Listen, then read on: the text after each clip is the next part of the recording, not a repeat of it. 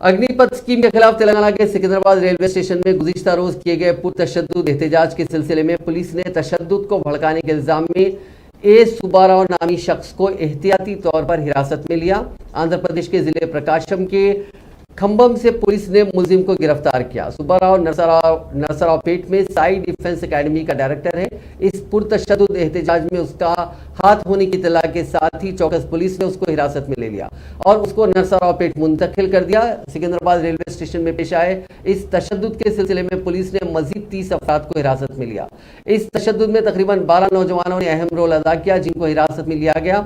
फौज में मुलाजिमत के ख्वाहिशमंदों को इश्तियाल दिलाने के पुलिस को शवाहिद मिले हैं। बताया जाता है कि इस तशद्दुद से पहले व्हाट्सएप ग्रुप्स बनाए गए थे, जिसमें इस तशद्दुद के मुबैना तौर पर उकसाया गया था। ये व्हाट्सएप ग्रुप्स मुख्तलिफ नामों से बनाए गए थे। तशद्दुद में हिस्सा लेने वालों के व्हाट्सएप चैट तेजी के साथ वायरल हो गए।